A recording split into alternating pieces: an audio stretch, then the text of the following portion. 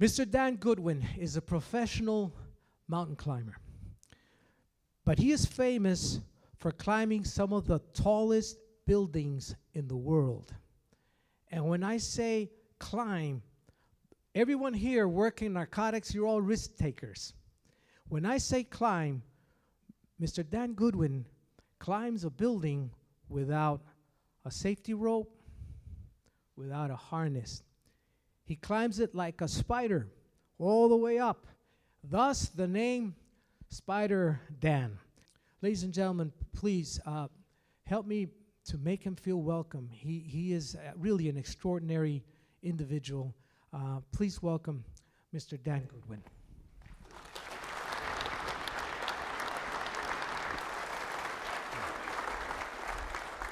Thank you. Thank you, Gilbert. That was awful nice. Wow, look at this. This is quite amazing. You know, when Gilbert invited me to come speak before you, you know, I was like, going, wow, this is just amazing that I'm being invited to speak to such an amazing group of people. And he had no idea what I'm going to share with you, why I'm here. And I think it's really important for us to all think about it, why you're here.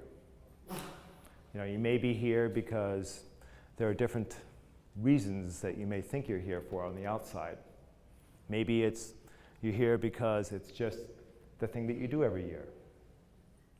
Maybe it's because, you know, there's cool weapons that you can check out a few seminars, get the hours that you need. But what I want to challenge you on, I want you to really think about why you're here. Because when you really get down to it, the reason why you're here is how you're going to end up having a bulletproof mind. And that's one thing that I want to share with all of you, is who here would like to have a bulletproof mind? A mind that is capable of deflecting even the most negative thoughts during the worst situations you can possibly be in. I know that one of the things that I have learned over the time is exactly how to create that, because as you're going to see, I intentionally put myself in a lot of situations that you guys do all the time. And what you need to do is learn how to deflect those thoughts that come. And I'm going to see if I can get this to work here. There we go, finally. So, how you have a bulletproof mind, believe it or not, is going to have to do with why you chose this occupation in the first place. Think back. What made you decide to become a cop? I'm sure each and every one of you has a reason. Maybe it was because you got tired of seeing drug dealers turning kids into drug addicts. Maybe you get tired of seeing your communities turned upside down and literally destroyed in front of your eyes. We've seen it happen in Mexico. It's really sad and tragic. A lot of us don't even want to go to Mexico anymore, out of fear of something happening to us. It is my belief that behind every single decision that we make, there is a compelling reason. You know, and it could be someone in your family had a drug problem. Maybe it was your mom or dad. Maybe it was yourself. Maybe it was a good friend of yours. But somewhere down inside, that was the reason why you decided you wanted to become an undercover narcotic agent. Am I right? Something drove you to it? Well, believe it or not, that is the first step into developing a bulletproof mind. And so, I want you to really think about what your reason is. Because as we go through this, you're going to find out what my reasons, why I am here. I'm about ready to share that with you. Because Gilbert had no idea that my brother was a cocaine addict, crack cocaine, actually, and he's no longer with us. Sad to say, 2-3 years ago, my brother hung himself. Wow. Believe me, there's not a day that I go by that I think about my brother and I wonder, wow, is there anything that I could have done differently? Could I have possibly help them in some way. And I tried, believe me, my family tried. We enrolled him in all these different programs. When he was not on crack, he was the most wonderful guy, just this beautiful human being. You probably have known these people before. Someone dear to you. Someone that you really cared about. And then you just watch them get on drugs, and next thing you know, wow, their personalities change. Everything changes about them. And my brother was the same way. I remember the last phone call that I got from him. You know, it was just this wonderful phone call. It's like, hey, bro, I'm thinking about coming out to California, because that's where I'm from. I'm from Palo Alto. And, you know, I'm thinking about coming out to California, and I can't wait to get out there. I'm so excited about that, and just can't wait to see you and hang out on the beach, and call me. So I called him back like literally 5 minutes later. And it was a completely different person. Yeah, what do you want? And I'm like, wow, Jerry, is that you? He says, what are you calling me for? And I said, brother, you just called me. No, I didn't call you. And I said, brother, Jerry, you just called me. And he goes, no, I didn't call you. You're just, he says, you leave me the fuck alone. And he hung up the phone. I called him back. No answer. I called him back about a dozen more times. No answer. And I just had this creepy feeling inside me that something bad was going to happen. Because my other brother, John, we both talked about it, and we said, you know, there's only 3 options that my brother has. Either one, he's really going to get it together and clean up his act. Or number 2, he's going to end up getting killed by some drug dealer or killing himself. Or 3, he's going to end up in prison. He chose to kill himself. So I never got a chance to even say goodbye to him or hug him again. And from that moment on, I thought, if I get an opportunity to do something, to give something back to all of you, if there's some way that I can give you a slight advantage, an edge over, you know, the drug dealers, the drug lords, all those people that you got to deal with all the time, I want to give that to you. So when Gilbert asked me, thank you, Gilbert. It was my opportunity to give back to all of you. So I'm honored to be here. So that's my reason for being here. And I want you to continue to think about why you're here. Because the number one question that everyone's always been asking me is, why? And I'll get to that in a moment. Recently, I was just a couple weeks ago. How many people have been to Lake Tahoe, California? Okay, a few of you. It's a beautiful place. A couple weeks ago, they had what was called a Wanderlust Yoga Festival. Thousands and thousands of people show up from all over the world, and they take yoga classes from some of the greatest yoga masters. And the theme that they had was, what was your true north? Now, on the surface, you go, what do you mean true north? Well, I want you to think about that for a second, because you can take a compass and you can shake it all up. You can throw it in a box, shake it all up, throw it in a closet, pull it back out, pull it back out again, and guess what?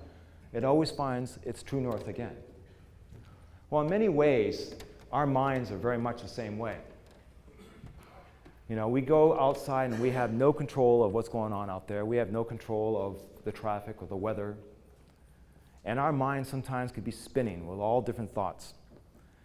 But yet, the key is figuring out a way of how you can get your mind to always find that true north, so that you can get focused and clear instantly.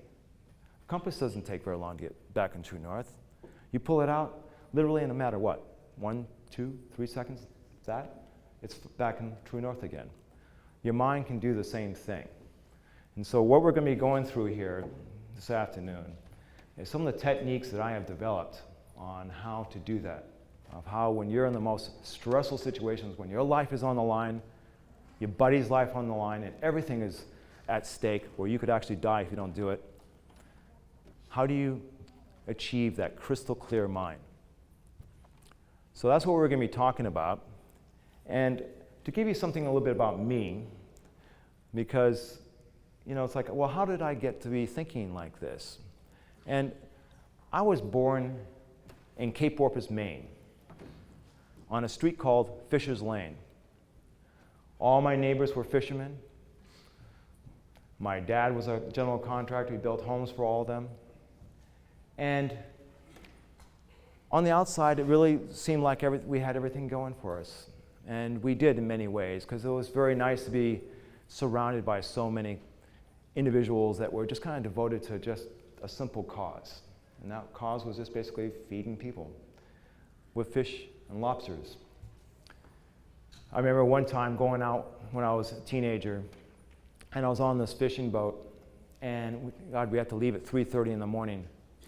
And I always sat down because I had to keep my eyes focused on something other than the ocean, because I would get seasick in a matter of hours and I'd be puking my guts out. So I was riding along, and I just remember all of a sudden the captain of the boat, all of a sudden he's puking over the side. It was really rough. And I'm thinking, God, what happened with him? And the guys are all giving him shit. And he gets up and he goes, God damn, wife should have known that she shouldn't made me blueberry pancakes. It doesn't mix with beer. So, blueberries and beer, I guess, don't go well together. So that was my experience being raised in Cape Porpoise, Maine, which ironically happens to be right next to Kennebunkport, Maine, where George Bush family goes up every summer. But at one time, my parents had a real problem in the family. And my mother left and she went back to California. And my father and my other brother was staying with my dad. And my mom came back, and it was Thanksgiving Day. And I remember sitting there, and at the time it was during the Vietnam War. It was just starting to come to an end. And my dad was in a real foul mood, and he was really pissed off that we were losing the war, and thought it was because of all the goddamn hippies, is his words. And at the time I had long hair, so I all of a sudden fit into that category. And he was wondering why I wasn't eating the turkey. And at the time, I was a vegetarian. I was just 15 years old, and so I thought I would be doing something that I thought was cool and hip. So my dad didn't like that, and he gets up on the table and grabs me by the hair, and he's trying to stuff a turkey bone in my mouth. And I rip it away from his hands, and I go upstairs and I packed my bag, stuffed it with my yellow bean backpack. Sleeping bag was all wool, and my clothes, and I exit out the door. And when I left home, I had no idea where I was going, what I was going to do. I had no money, no home, and it was pouring rain. It was pitch black, and it was November in Maine. So I remember from that point on, I had to develop all my resources in terms of how I was going to be thinking my way through this. And I started realizing that many of the people that I had really looked up to over the years, there was Bruce Lee that really inspired me, his way of thinking. And I started trying to be like that I could just be anywhere, and develop this mind where I could, no matter what situation it was, I could just be sleeping on the side of the road and I would still be at peace. You couldn't destroy my happiness, no matter what you did to me. And so, as time went on, I started developing what I didn't realize was my own way of thinking. And as time went on, as I climbed the buildings, the big question that was always asked was, why? Why did you risk your life to climb all these buildings? Now, I asked you just a little bit a moment ago why you guys are all here, because I really want you to think about that. You may think that you're here just for the convention. You may think you're here just because you're scoring the hours. You may think that you're here because you're checking out the stuff. But actually, I think you're actually here, whether you realize it or not, for a much greater reason. And it has to do with what made you into a cop in the first place. Just like why I climbed the buildings. Now, why I climbed those buildings had to do with the MGM Grand hotel fire. Now, the MGM Grand, at the time, was one of the biggest hotels in Las Vegas. I was there as a climber, and I was putting up new routes in a place called Red Rock Canyons. How many people have been to Las Vegas? A lot of you. So when I witnessed this fire, I remember pulling up, and I'm like looking at this, and I'm just going, oh my God, I'd never seen a fire like that before. I had seen, houses on fire, being from Maine, but I'd never seen a big giant building like this on fire. And I just got through climbing in Yosemite Valley. And in Yosemite Valley, the cliffs are thousands of feet high. And I saw a dramatic rescue where helicopters came in, and they actually plucked a group of climbers off the side of a cliff by lowering them down on a cable. And actually, the helicopters swung the people in, and actually were able to get onto the cliff, grab hold of them, put them in a basket, and then they turned around and swung away. And I'm looking at this fire, and I'm seeing all these people, hundreds and hundreds of people trapped in the middle of the building. They had helicopters rescuing people off the roof. They had the fire trucks at the base, but they were only going up like 7 floors. They looked like little toy trucks at the base of the building. And I'm thinking, oh my God, I think I know how we can get to those people. And then I see this lady climbing down this rope of bed sheets. I don't know where she thought she was going, but she obviously was trying to get the heck out of where she was. And I'm watching her, and this police officer grabs me as I'm ducking underneath the caution tape, and he says, hey buddy, where do you think you're going? And I said, I think I know how to rescue those people. And he says, oh yeah? And at that moment, we heard this blood-curdling scream. And it just paralyzed everyone. Everyone just went dead silent, and they all turned as they watched this woman fall and hit the pavement. I could almost hear the audible thud. And I remember turning as she hit, and I thought, oh my God, I just thought I was going to puke because I had never seen anyone die before. I'm sure all of you have seen that, but I had never, at that time in my life, I had never seen anyone die before. And if you think back when you first saw someone get killed, it's pretty dramatic, isn't it? So the police officer had the same effect on him. He turns to me and says, hey buddy, follow me. So the police officer led me through this chaotic maze of fire trucks, hoses. I mean, it was just chaos. Water everywhere. And he brings me up to this fire chief, and he says, hey, chief, I got this guy who thinks he knows how to rescue these people. And he says, oh yeah, well how? And I proceed to tell him my ideas about how we could lower someone down. He says, well, we can't do that because of the smoke and everything. I says, well, how about having someone climb up? And we could trail a cable and ferry the helicopter to the helicopter and actually start ferrying people off the building. And he said, well, it's a great idea, but who in the heck are we going to get to do that? And I said, I would. And he looked at me and he says, well, you're crazier than I thought. He turns to the police officer and says, escort this guy out of here. So I'm escorted away. And I'm looking back and I'm thinking, but it would work. And the police officer says, I know it would work, but you heard the chief. So I'm led away. And the following day, I hear that 84 people had died. A dozen or so, there was nothing they could have done because a lot of them were at the base of the building where the fire started, but a good majority of them were trapped in the middle of the building. They found them in their bedrooms, they found them in the hallways, they died of smoke inhalation. And I thought, oh my God, and this wave of guilt overwhelmed me, of thinking, I should have done more.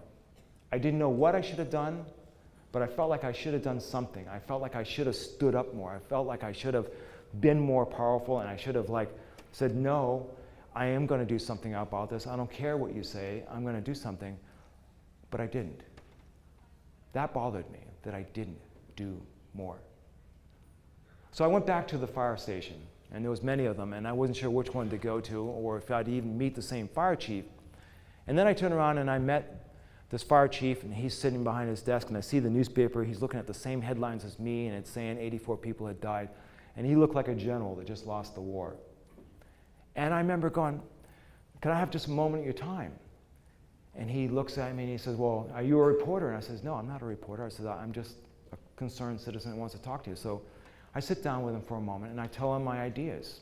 I said, I may not be the leading authority on this, but I do know some people in Yosemite Valley, that's all they do. And I think they know how to rescue these people in the future. And I think if you guys team up, we might be able to come up with a plan where if this happens again in Las Vegas, you guys could rescue these people. He turns to me and he says, well, what unit did you say you're with? And I said, I'm not with any unit. He says, well, who are you? And I said, I'm Dan Goodwin. He says, well, what's your expertise? And I said, I'm a climber, a rock climber. He says, well, let me ask you something. Have you ever climbed a building? And I looked at him and I thought, what is climbing a building? Other than I could have climbed that day, but what does climbing a building actually have to do with rescuing people or fighting a fire? And I turned around and I said, no. He says, well, until you do, I don't want you coming into my office and telling me how to fight a fire or rescue people on high-rise buildings. And I'm like going, wow. And I walked out the door, and from that moment on, I knew I was going to climb a building. I had no idea what building I was going to climb, how I was going to climb it, but I knew I was going to climb a building. That became my compelling reason. How many people know about Spider-Man? Of course, most everybody does. Stan Lee, I remember hearing this quote years ago. If you possess the ability to do some good, to help someone, then you damn well ought to. And I remember that being kind of my compelling reason of what I wanted to do, just like all of you in here. You're here because you want to do some good. You want to make a difference in the world. And so that became a theme for me. I was just thinking of that. And I remember like trying to figure out what building I was going to climb. And a buddy of mine said, hey, have you thought about climbing the Sears Tower? And I said, what's the Sears Tower? And he goes, it's the world's tallest building. And I said, well, where's that? And he goes, it's in Chicago. And I remember going through Chicago. I mean, Chicago is this amazing city. And I just remember hitchhiking, actually. And got a ride with a truck driver, and the truck was just weaving down the road because the wind was blowing so hard. And I remember seeing the tall buildings. And when I saw the picture of the Sears Tower, I go, I know that building. And he says, well, check out this article and read this article. So I read this article, and it was about someone had tried climbing the Sears Tower before me. And in fact, it wasn't the first attempt, it was the second attempt. And at the bottom of the article, it said, and it was a quote from the fire commissioner, William Blair, who said, the building was impossible to climb unless he was perhaps Spider-Man. And I'm like thinking, Spider-Man? Huh. He said, that's who you should dress up as. And I go, dude, I would not be caught dead in a Spider-Man suit. Are you kidding me? My God. Well, I have a son. And at the time, he was only like 4 years old. And his mom, we weren't together anymore, but she drives up and she wanted to know if I could take care of him. And he gets out of the car. And this is my son at that time. His name is Kia. And my buddy goes, well, let's ask your son what he thinks you should wear. So my son, he looks at me and he goes, he had a Spider-Man toy. I wish I had a picture of that, but he holds up the Spider-Man toy and says, I think Spider-Man. And I'm like going, dude, that's not fair. I mean, of course it's his favorite thing. But that led to me to all of a sudden he turns to me, my buddy, and he says, well, if you dress up as Spider-Man, I'll make you the costume. And I'm thinking, okay, I'll dress up as Spider-Man. That's going to be, I thought, well, why not? It'll add a little sense of humor to it. I never thought of where it would take me down the road. But my compelling reason always went back to proving to this fire chief that I knew something about how to fight fires and rescue people in the high-rise buildings. Even though it was just conceptual, I knew that I had something. So I get back to, what is your reason for being here? And I know it's not an easy one to answer because sometimes you have to think about it, but I really want you to think about it because if you really want a bulletproof mind, I'm letting you know right now that this is your key, the key that will help you have that bulletproof mind. Why are you here? Keep asking yourself that as I go through this. Keep asking yourself because something inside you is going to click. And all of a sudden you may end up going, wow, I do remember. I mean, it's been so long, and maybe it's been 20, 30 years that you've been in this force. And all of a sudden something brings you back to what made you the very first day when you decided to become that cop, to make that difference. That's going to be the key to opening that door for you to be in that bulletproof mind. So one of the things that I had to deal with is fear. My God, I'm going to go climb the world's tallest building. I haven't even climbed one building, not even a 5-story building. And here I'm looking at a 110-story building. How am I going to do that? I had not a clue how I was going to do that. I didn't dare tell anyone because I knew anyone that I was going to tell would think I was absolutely raving mad. Dan, are you crazy? You're going to go climb the world's tallest building? Shouldn't you start on something smaller? I mean, that makes logical sense, doesn't it? Start on something smaller. But when you really think about it, what happens when you fall from 5 stories? Most likely, you're not going to walk away from it, right? So really, in my mind, I started realizing that it really didn't matter if I was 5 stories up or 110 stories up. The end result was going to be the same. We call it the death zone. And many times when you guys are doing your missions that you're doing, you know what you're doing could involve some violence. Someone could go down. You're hoping it's not you. You're hoping it's not your buddy. But someone could go down. That's why you're wearing a Glock. So, it is true. There is nothing to fear but self. But what I came to the realization was, when I really started thinking about fear, because I really made this part of my study, what is fear? Think about that for a moment. Fear is not something that you can put inside of a glass jar, like a butterfly. It's not something you can put under the microscope and look at it and analyze it and determine what it is. There's no way of even measuring fear. But yet, at the same time, fear has the ability to make nations go to war. It can destroy relationships out of jealousy. It's all fear. Just imagination. You're imagining your partner having an affair on you. Maybe they are, maybe they're not. It can destroy companies. I see it happen all the time. Companies who are once at the top are suddenly out of business because of lack of innovations. They were afraid to invest the money. It's all your imagination. And once you realize this, once you realize that fear is nothing more than a fiction of your imagination, that's something that you have created inside your mind, there isn't anything that you can't do. So when I started realizing that I was going to climb this building, and I knew that I had to figure out a way of how to do it, I was like on, okay, my mind started opening up. How am I going to do this? And I'm like walking around, and for the first time in my life, how many have heard the expression, when you change the way you look at things, the things you look at changes? Well, from the moment I started thinking about climbing a building, all of a sudden now I'm looking at buildings as things to climb.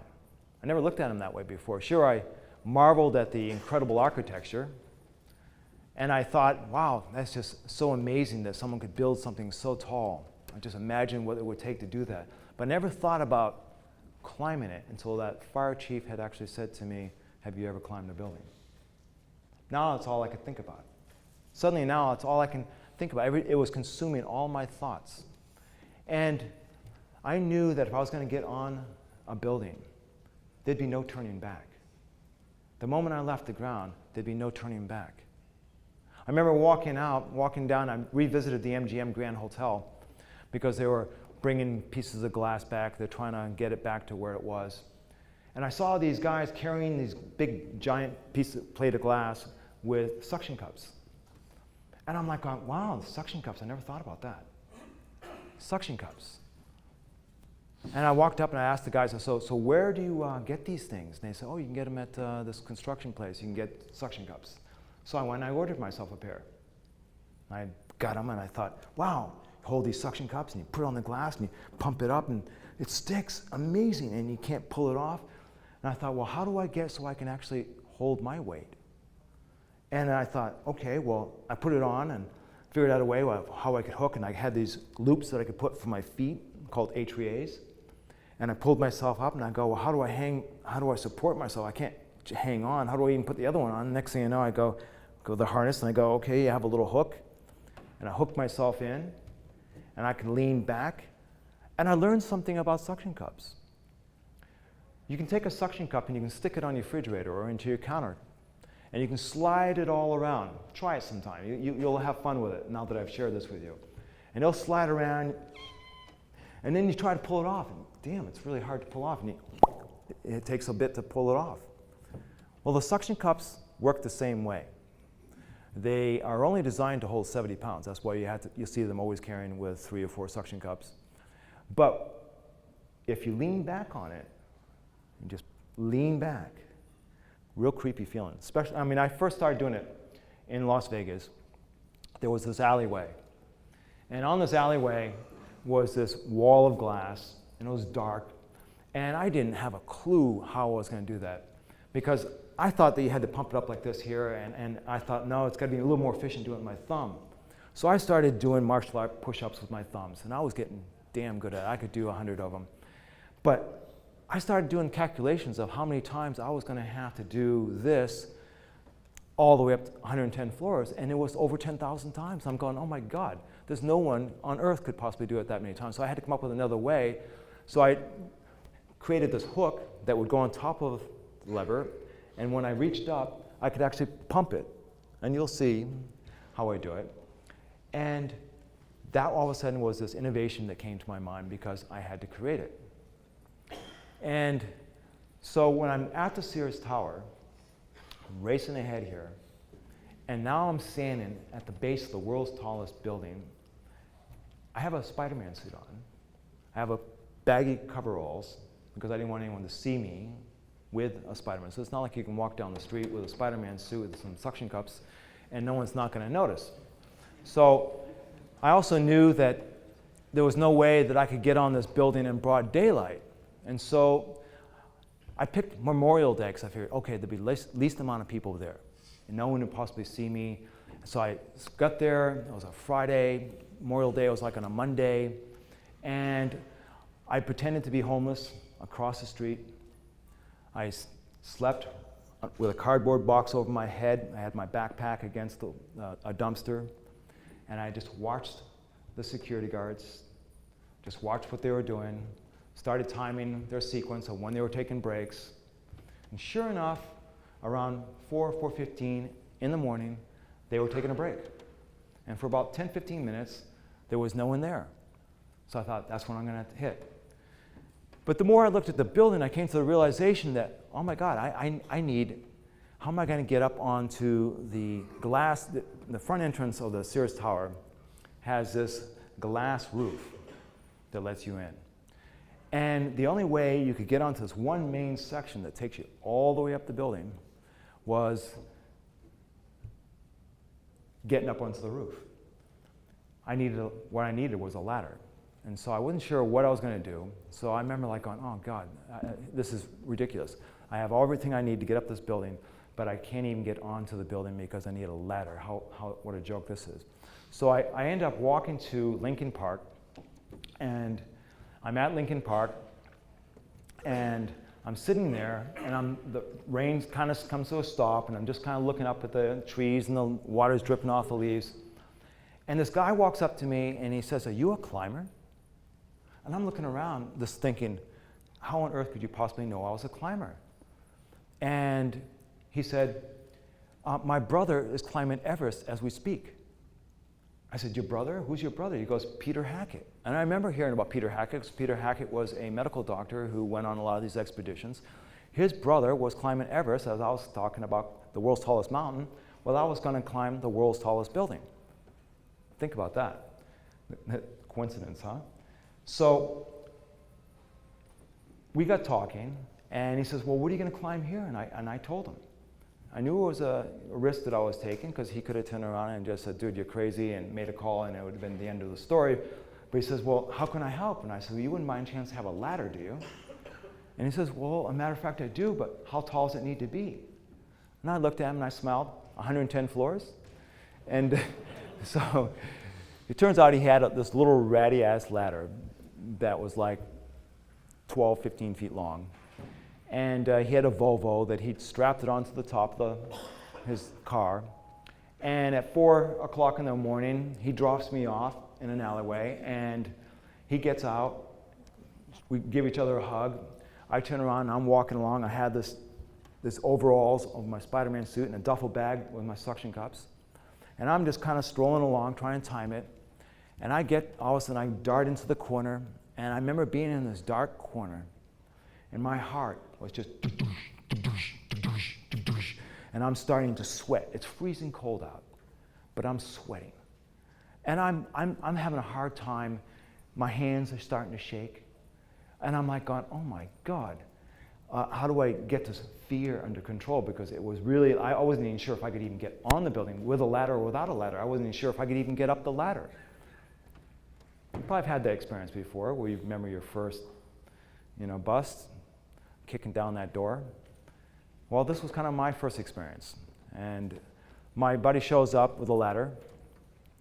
And we get ready to put the ladder up, and all of a sudden a car's coming. And we jump back down, and the car goes by. It's a taxi cab. Whew. Get back up, put the ladder up. Ladder goes up, give each other a clap on the hands. I race up the ladder, but we have forgotten to hook the hooks. And next thing you know, the ladder's going ching, ching, ching, ching, back down, and I leap for the roof, and I grab the roof, and I wrestle myself, and I roll over. And when I roll over, I land in a puddle of water, because it had been raining all weekend. And I'm laying there, and I'm looking up at the world's tallest building, to the summit, laying in a puddle of water. I can't even see the summit, because the summit's got this, it's all shrouded in clouds, and it kind of is lit up because of the office tower, the lights. And he's taken off. Now I'm all alone.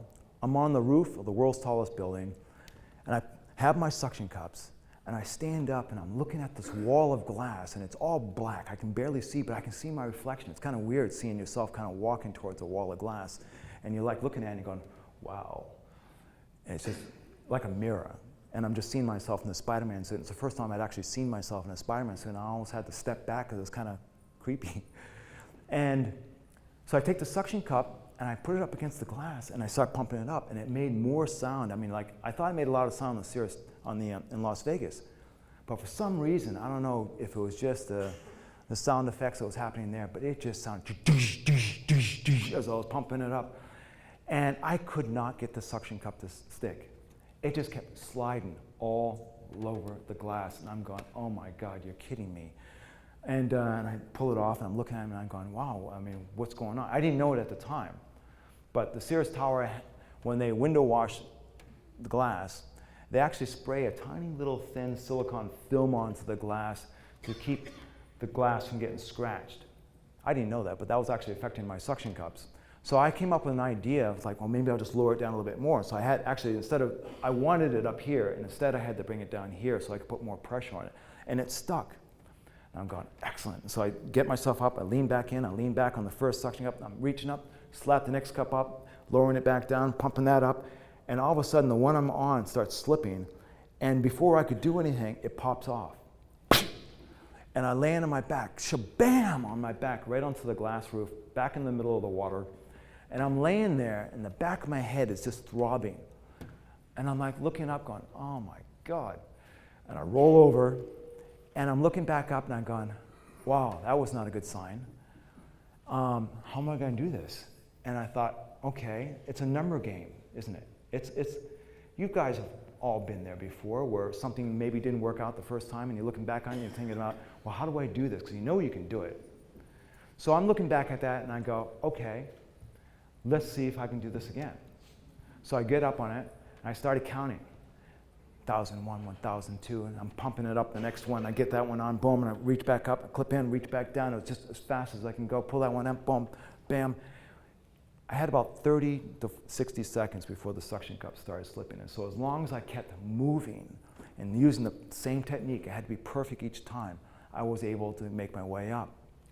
And I'm going to show you this video.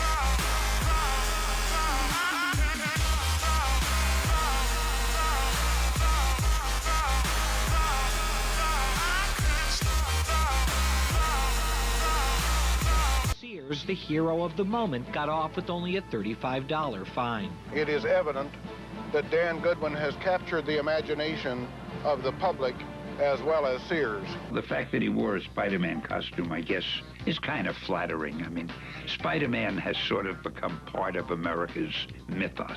With great power comes great responsibility. The lesson of Spider-Man, if there is one, is if you are able to do something that will do good, that will help people, you damn well ought to do it. So, some of those videos that you saw there, where you saw me up high and you saw, if you were looking, my suction cups were slipping. That was on the 63rd floor. And it was a pretty scary moment because they had lowered the window wash machine down twice on me. And I traversed around them the first time, went back up. They lowered it down the second time. And as they lowered it down the second time, I realized what they were doing. They were trying to box me off to the right there so I couldn't do what I was doing. So I decided to go underneath them this time. They didn't know how to react to that. I remember seeing the guys just like looking at me in the inside. They're looking out at me and they're seeing the suction cups. And I'm like traversing across the glass and all of a sudden I can't get my suction cup to stick. Holy shit. I'm 63 floors up. And I'm holding on to one suction cup and that's starting to slide. And I had these sky hooks that I hoped I never used, but I had them just in case. And they were connected to my harness. And they're just basically a steel hook. And these sky hooks, I just placed onto the window's edge, and I remember just putting it on. And as I put it on, my suction cups, I'm hanging onto here, and all of a sudden that goes, ping, shoots off. And I'm back into the suction cup again, and it's sliding across, and I put it on again, and this time as I put my foot onto the HRE of that, the suction cup pops off, bam! And I'm now hanging on to just the sky hook, and I'm just got my fingers on the window's edge, and I eventually put my another sky hook on, and the guys on the inside, they were just like going back and forth. They were just freaking out because they thought that I was going to fall for sure. And it was then that they, from above, they sit in the window wash machine, yells down to me, "Hey, you, we have your attention." I remember looking up and they go, "What?" And they says, we just got a phone call and we given orders to let you go to the top. And I thought, wow, okay. Is this a trap? And they said, no, it's not a trap. We assure you, we've been given permission to let you go to the top. So they let me go to the top. And I was there in jail for 2 days. And they thought that I was put up by Marvel Comics. They thought Stan Lee actually had put me up to it. Because Marvel Comics at the time, I know it's kind of weird, but at the time, Marvel Comics was on the verge of going bankrupt. Think about it, Spider-Man almost went out of business. And in many ways, I heard later on that this actually saved his business. It brought Spider-Man back into the limelight. I didn't know that, but they kept me in jail. And while they kept me in jail, there was this fire commissioner, William Blair. You're going to hear more about him. You're going to see more about him, what he did. But he was really pissed off because he made a claim that it was impossible to climb unless Spider-Man climbed the building. And here was Spider-Man climbing the building. So now he felt like a fool in front of all his colleagues. And when he was left alone with me, he comes out to me and he says, "Did anyone ever tell you you look like a faggot in that suit?" And I looked at him and I'm like going, "Really?" "No, are you speaking from experience?"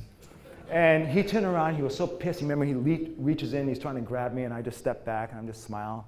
He says, "Well, you listen to me good, Spider-Man." He says, "If you ever come into my city and try climbing another building, I'll kill you."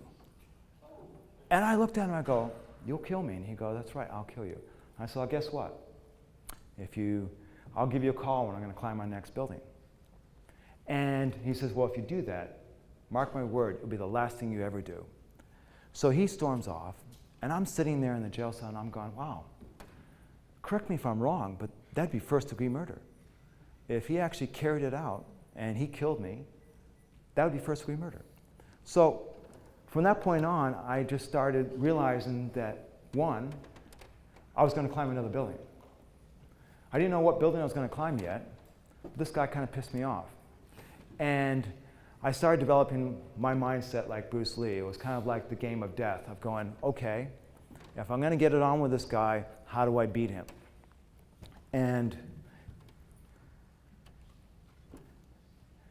during that time, while I was training, I was contacted by the Cystic Fibrosis Foundation here in Dallas.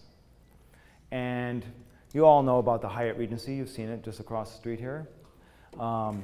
That is this building right here. The Hyatt Regency contacted me because they wanted me to climb their tower in conjunction with the Cystic Fibrosis Foundation to raise money for them.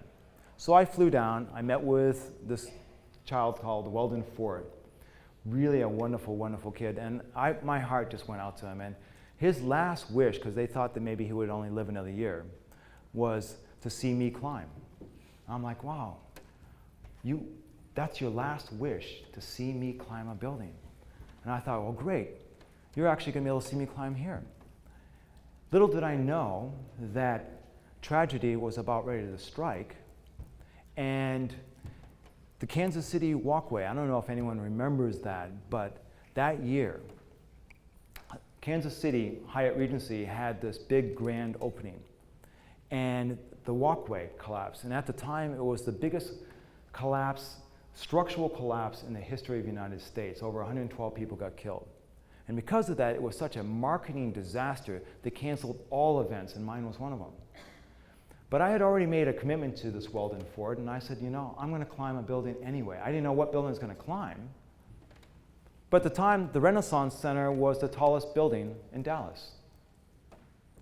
Beautiful building. Not as tall as the ones that we have here now, but at the time, it was the tallest. So I gave Weldon a call, actually the people that were caretaking him, and they met down at the base, and I climbed the Renaissance Center. And with a pair of suction cups, and it was so eerie, just being on the side of a building with a pair of suction cups. And the entire time, people go, well, what goes on inside your mind? And I have to tell you, my mind is completely blank. It's dead quiet. All I'm thinking about is each and every move, because each move has to be perfect. It can't be any less than what was the move before that. I mean, when I'm up close to the top, 5 feet from the top, that move, that suction cup placement has to be just as perfect as the one that was at the very beginning. And so, that's the Spider-Man suit. It's a good shot of it. And you can see that I'm kind of using the window's edge with my feet, and I'm using the steel for my fingers. And the suction, I'm kind of like doing a mixture of hybrid of free climbing and using the suction cups, because I really didn't trust the suction cups for obvious reasons. When I got to the top, the media wanted to know, well, what are you going to do next? And I remember telling them, I remember looking at the crowd of photographers and cinematographers, and I remember saying, I'm going to go climb the John Hancock Center. And I said, well, even though William Blair, and I said, I'm going to tell William Blair I'm coming. And so I knew right then, when I made that announcement, that I effectively had walked up to the hornet's nest with a baseball bat and smacked it, because now William Blair knows that I was coming. So that night, after doing the fundraising at the Hyatt Regency, I carried Weldon Ford on my shoulders and ran him up the stairs. I had this really bizarre dream. And I mean, I have really vivid dreams. And this dream was really surreal, because I remember being on the John Hancock Center in Chicago. And for some reason, everything was just kind of like, I just remember seeing water coming down, and I remember trying to figure out how I was going to climb, and this piece of equipment appears in my hand, and I'm looking at this piece of equipment. It's this bent piece of steel, and all of a sudden I wake up from this dream, and I'm going, wow, the first thing that came out of my mouth, because my buddy was with me, and he goes, what was that all about? And I told him about my dream, and I said, well, give me a piece of paper. So I started drawing out what the equipment looked like, and I said, I got to order a wetsuit. And he goes, a wetsuit? what on earth are you going to order a wetsuit? No one climbs anything with a wetsuit. And I said, I got to order a wetsuit. That's what the dream was telling me. So I called up a friend who was a welder, and I faxed him, so we didn't have email back then. So I faxed him a drawing, and the drawing was of the equipment. And he said, well, I think I can make this. And I said, well, great. How quick can you make it? So I can make it today and FedEx it to you tomorrow. Where? And I said, Chicago. And there was this restaurant that I knew that someone was there. You could FedEx it to. So I went and got a wetsuit and got this equipment made. And the entire time, my buddy was thought I was absolutely out of my mind.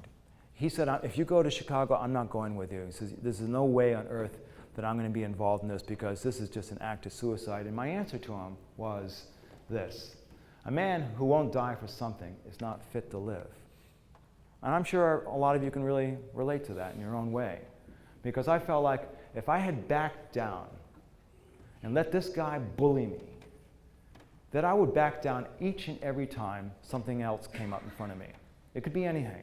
I'd find myself just cowering. And I knew that this was more of a challenge for me than anything else. So I said, I'm going to go climb this. And I realized that in order to climb this building, I had to dig deep. And I know each time you are all out there doing what you're going to do, there's a certain amount of courage that's involved. You're not like taking on this job where you're doing something that just anybody can do. And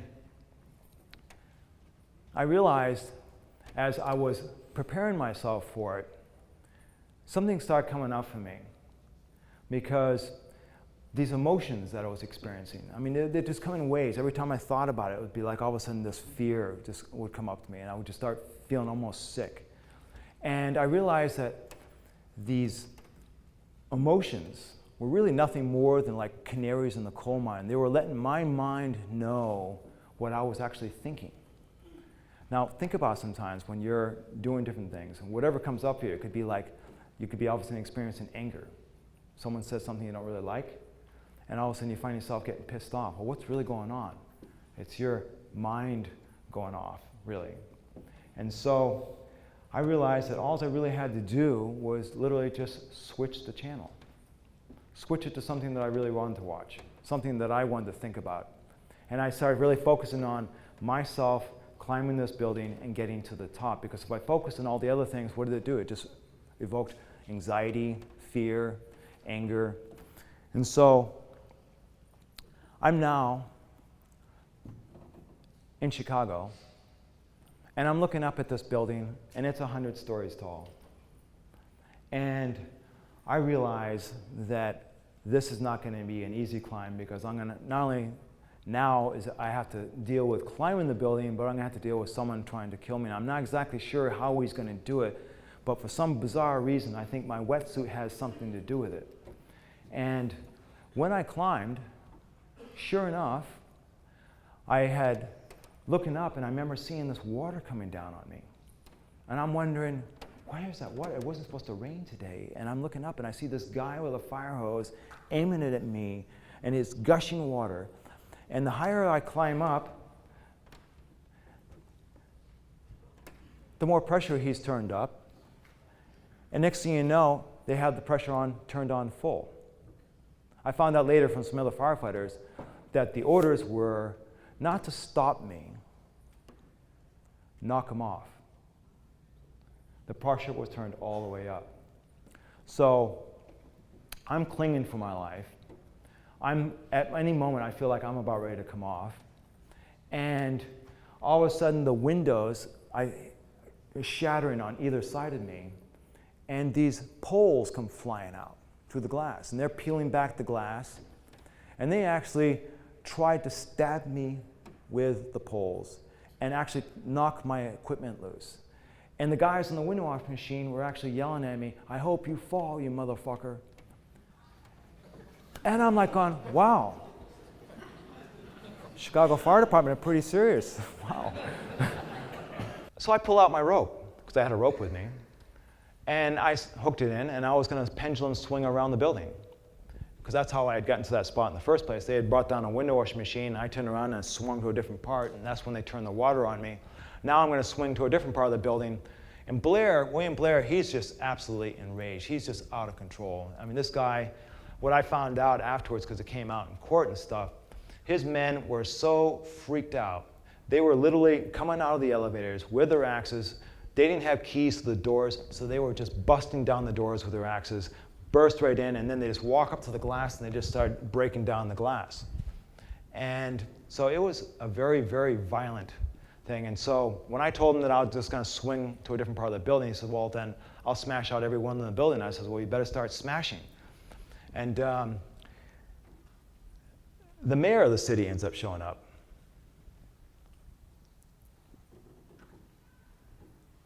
As you'll see in this.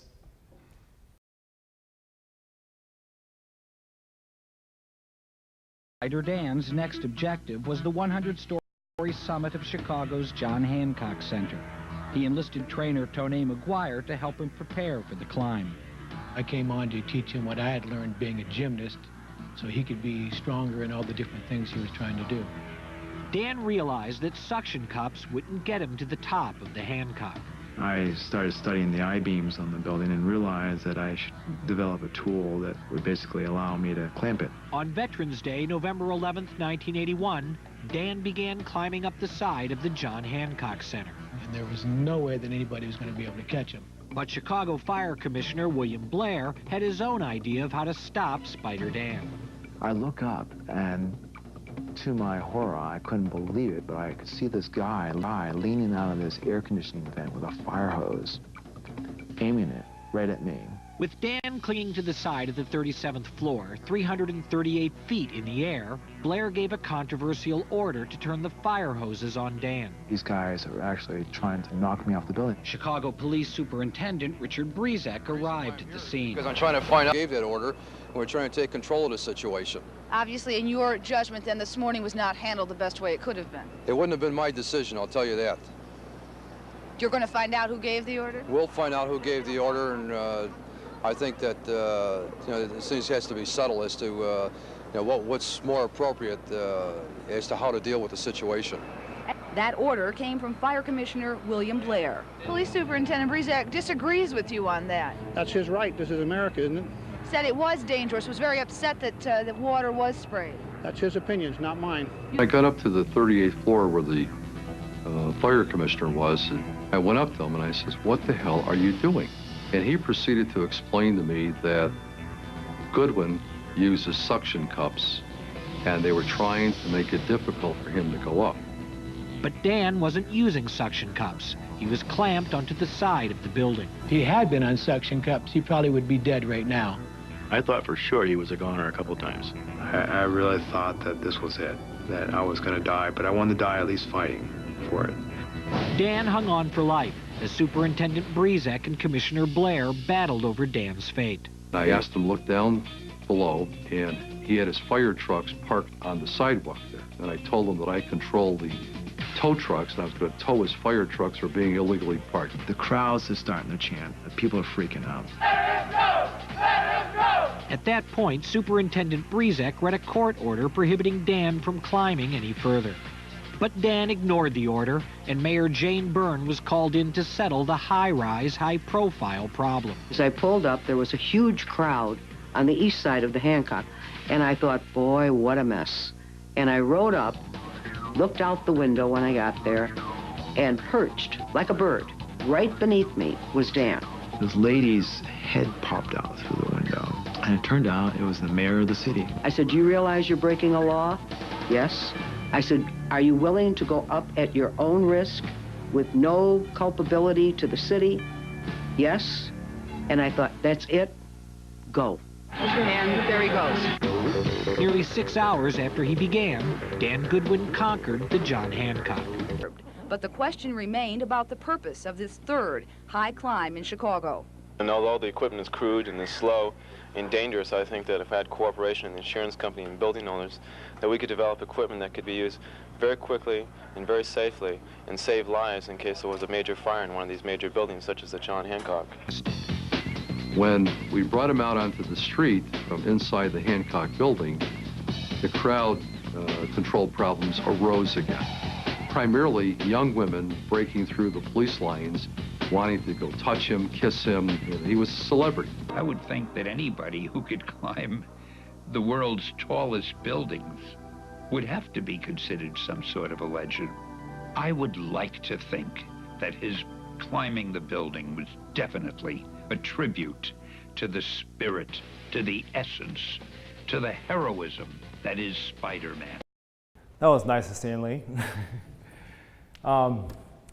Afterwards, there was a trial, as you can imagine, and it was held in the same room where the Chicago 7 trial was at, and it was packed like this, and they weren't sure what to do with me because I'm sitting there, and I have one attorney who handed me a card when I was being brought into the paddy wagon and said, call me. So that was my one and only call, was to him.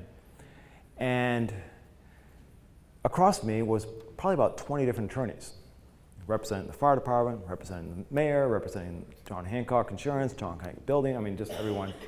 At the end of the day, they realized that they really couldn't do anything because my counter charges was attempted murder. And they realized that I had a good case, and so they dropped it. They got me for contempt because at the 37th floor, they were reading to me something some court injunction. I wasn't sure at the time because it's hard to hear whether it was court injunction or conjunction. I really didn't know the legal jargon at that time, what it meant. And I said, I don't care, I'm still going to the top. Well, that violated the court order, and so they got me for that. So I was given a year probation, and I had to stay in Chicago. So while I was in Chicago, I was offered a job to work in the Chicago Options Exchange. And so I'm there, and I'm working with one of the top traders on the floor. I was his personal assistant, and he was teaching me the ropes of how to trade on the floor. And I got pretty good at it, to the point where I was being offered a pretty lucrative position. And I finally got to the point going, no, this isn't really me. It just really kind of bothered me, the mindset. You know, how many have seen the movie Wall Street? You know, when they talk about greed. Well, that pretty much accurately portrays the mindset of Wall Street. They don't care about people like you and me. They don't care whether people, like during the crash of 2008, whether people lose their homes. They actually look at that as an opportunity to make money. I got really tired of that mindset, and I said, this isn't for me. And I was working with some guys on developing some equipment that could be used for actually rescuing people in high-rise buildings. So, but the question was, how do we get to do that? How do we get that message out? How do we attract the investors? And I started thinking about, this really comes down to just trusting and believing, just that what you're doing is the right thing to do. And it all goes back to why we're here. Why do you do what you do? And at that time I thought, well, why don't I just go climb the World Trade Center? And, it's like, and while I'm at it, why don't I see if I can climb both of them at the same time? That was my intention, was to climb both at the same time. It's kind of weird that in '93, as we all know, they tried bombing one, they actually bombed one, and the intention was to knock one over to the other. And of course, in 9/11, we know what happened, they took both down. There's been this obsession with the World Trade Centers for a long time, and I had it before them, but for completely different reasons. I just wanted to climb them. So I remember thinking, well, if I climb that, a lot of the Wall Street guys are in the World Trade Center. Maybe I can get their attention. Maybe I can persuade them to think a little bit differently, naively. And so this is the World Trade Center ascent.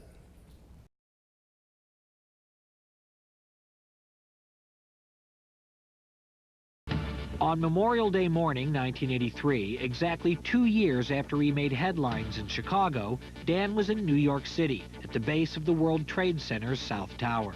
About 9:30, I decided to go for it.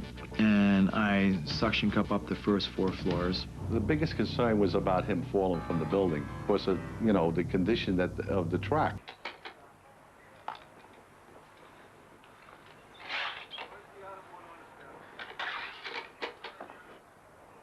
Sure. You can talk to me on the way. My name's Dan. What's yours? Reggie. All right. Pleasure. Dan. Yeah. Do it.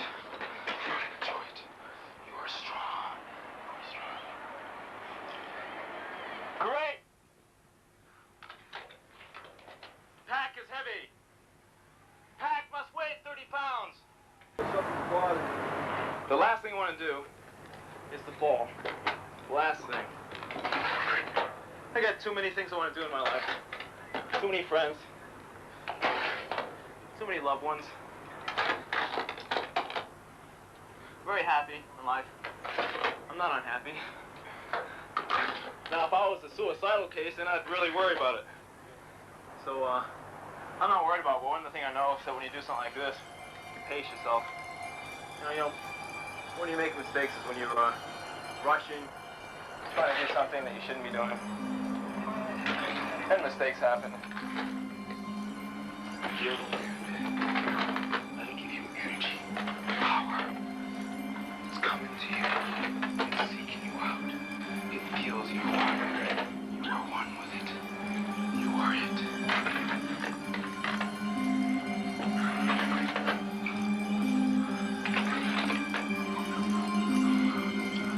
But 84 stories up, something went terribly wrong.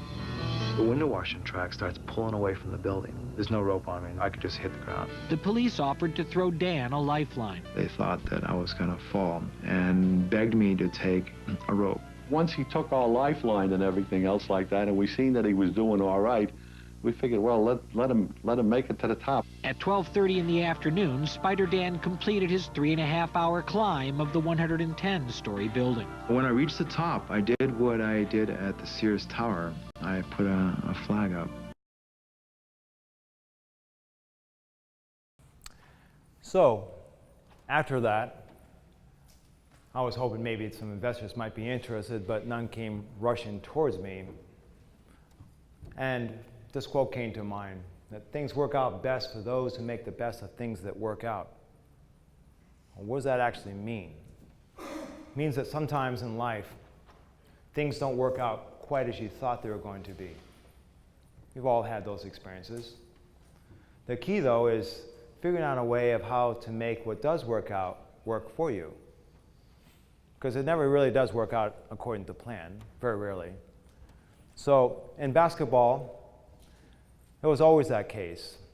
And he was always figuring out ways of how he could make it so that his team could somehow win, even though they were losing.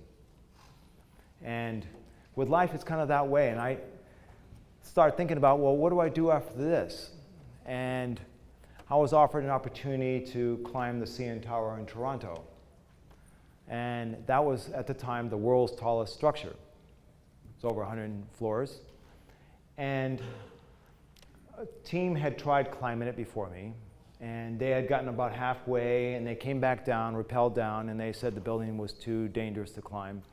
And, but rumors were coming back that they were going to try it again. So the CN Tower contacted me and said, we're doing our 10th anniversary, and would you come? So I thought, okay, that'd be great. I'd be delighted to. And when I got there, everyone wanted to know, well, what equipment are you going to use? And I says, actually, I'm not going to use any equipment.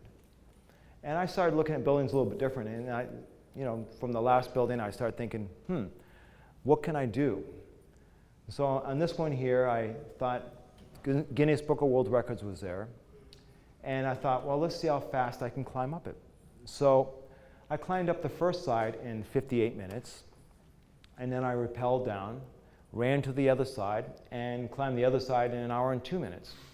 And that established a new world record at the time. And little did I know that was actually setting something up, because people in the climbing world weren't sure how to deal with me. A lot of the climbers were very traditionalist. They were, mountaineer background, and they thought that there's a certain way of doing it. I'm sure probably even in the police department you have the old school of way of thinking, and then you have the new school of thinking. And well, in the climbing world, it's kind of the same way. And when I'm climbing this is the second side, the winds were blowing. The flag, which was the Canadian flag, was the world's largest flag. They were going for the world's largest on everything. Almost knocked me off. It was kind of weird. The flag kept getting closer and closer, and it would come in like a bullwhip. And I made it up, and then I rappelled down. And again, it made headlines. And afterwards, when I was talking to the different climbing groups, they started saying, well, what is it that you're doing? I mean, because I knew that, I said, you know, the difference between me and the other climbers is my mind. It has nothing to do with my physical abilities. Obviously, it pays to be in physical shape. But what I had over many of the other climbers was the fact that I had developed this technique of how to quiet the mind, of how to visualize exactly what it is that I wanted to see. Because every time something negative would happen, and I'm going to talk more about that here, and they did happen, I would visualize just the opposite. Every time, like on the Sears Tower, when my suction cups were about popping off, I kept visualizing. I mean, there were times when on the Sears Tower, when I was on the 63rd floor and my suction cups were popping off, I actually visualized, I actually had this, when the fear was just raging, I saw myself falling, and just falling backwards and crashing through the glass and hitting the pavement, boosh! And I would snap my head back and I would have to rechannel that thought instantly and focus on myself putting the flag at the top. Well, that was something that gave me power, and I didn't realize until later on that I could start applying that to the climbing world. So I started doing the same thing in the rock climbing world.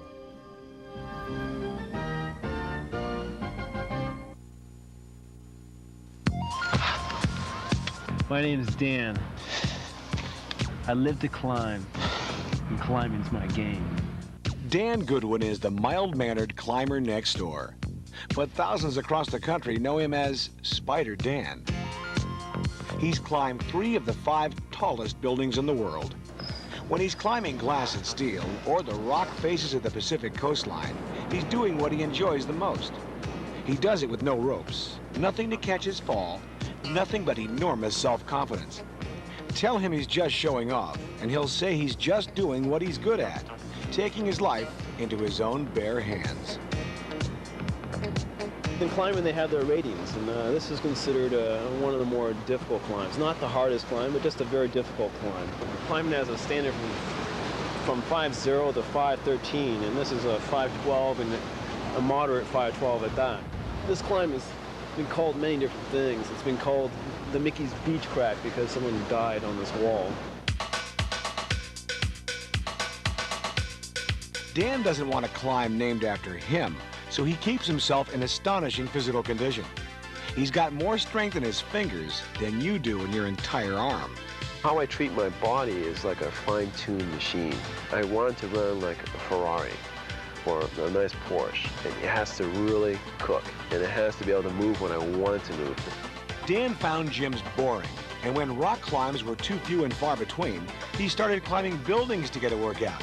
This gave him a bad reputation with building owners and their insurance companies. Who told you you could come up here in the first place on private property this way and do these things? You read about this in the paper and then you thought you'd pull the same stuff the other fellow pulled, huh? Wait a minute, he is the other guy. In fact, he became something of a folk hero when he climbed the world's tallest building, the 110-story Sears Tower in Chicago. The next challenge? The Hancock Tower, also in Chicago. And not even a court injunction could keep him on the ground. Will anyone ever get this building? I will. Officials tried to spray him off the building with a fire hose. Eventually, they let him complete his climb. And even gave him a ride to jail. At one time, it was illegal. One time, they tried to wash me off the side of the building on the John Hancock. Now, they pay me to go there, and they fly me up there.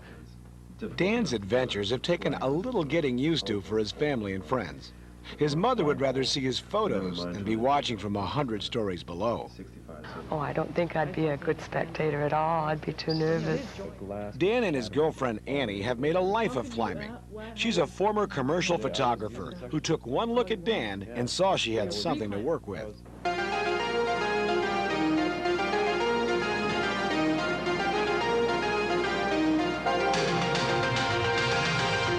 The best way to make a climb challenging is to do it with your bare hands. Like a gymnast, he uses chalk for a better grip. It's his only insurance. Some call it white courage. I call it chalk.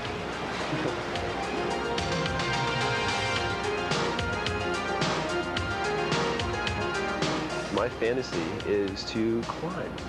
I climb to live. I live to climb. It gives me meaning, it gives me fulfillment in life.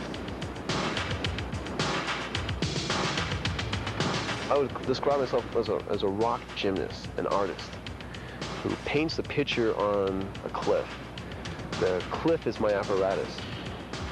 As he makes his way up, his fingers wedge into tiny crevices in the rock. There's seldom a foothold, and never a rope. About halfway up, he's ready for his first maneuver, the fly-off.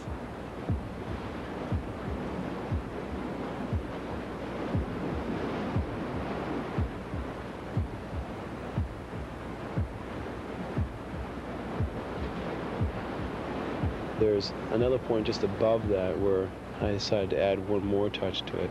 And it had been something that I incorporated in a few other climbs, and that's a flag maneuver. My mind is blank. My mind is nothing more than a visual. Fear of dying, actually, gives me power. Since I know that time is going to come, I don't know when it's going to come, it has given me permission to do anything I want to do within my lifetime. I am being who I want to be. So in the climbing world, I was changed in the climbing world, and I started calling what I was doing, because they said, well, what you're doing is no longer considered climbing. And I said, you're right, actually I'm doing what I call sport climbing. Now it's called sport climbing. And I had cruised along for a while, and I wasn't sure, because there wasn't any buildings taller at the time. I had climbed them all, the tallest. And no one was taking my ideas on high-rise rescue or firefighting very seriously. The '93 bombing had happened, and I was, at the time, proposing, I was drafting out the first draft of what is now called the Skyscraper Defense Act that I'm trying to propose, what I'm going to tell you more about. And all of a sudden, I'm coming back from Chamonix, France, snowboarding, because I snowboard. And I'm being told that I have cancer. Wow, you're kidding me. You sure you got the right diagnosis? Because I don't think you're talking to the same person here. Turns out they were dead right. And they said, well, we got some good news and some bad news. The good news is that you're here and we caught it. The bad news is we're not sure if we can treat you. You're stage 4. Death is knocking on your door. And I didn't really know anything about cancer other than with my buddies, we'd sit around sometimes, and I have a lot of extreme friends who do a lot of extreme sports, from base jumping. A lot of them are dead now. And we'd all sit around the campfire and we'd talk about, geez, what would you do if you knew you had cancer? And this is before I had cancer, so it was kind of like, you know, the dread word. It's like, you know, the curse. What would you do? And, you know, we go around the circle, and some guys say, oh, I'd base jump off of this. And some other guys say, I'd ski down Everest. And the other guy, and they get to me, and I said, well, I'd probably climb something that I knew I couldn't climb. I'd probably free climb El Cap and without a rope, knowing I probably wouldn't make it. And all of a sudden, I'm now facing that situation. Now, this is important for you guys to really take into consideration, because at one point, you're either going to know someone that's got cancer, or you may be diagnosed with cancer. And I can tell you right now, compared to all the missions that you've been on, all the operations you've been involved in, all the climbs that I've done, all the buildings I've climbed, nothing scared me more than cancer. Especially being told that I was going to die. I had a 20% chance of living. I wasn't sure if my treatments were going to kill me or if my cancer was going to kill me. I was so weak, I could hardly walk. And I remember parking in this handicapped parking spot, and this officer comes up to me, and I still looked in physical shape, but I was just so weak. And he looked at me and he says, sir, are you sure you are the holder of this plaque? And I said, yes, I am. And then I told him. And he came over to me and hugged me and almost cried, because his mom had just passed away from cancer. And, you know, Charles This is Charles Morris from El Paso. First contacted me because he wanted me to speak at the Cancer Foundation.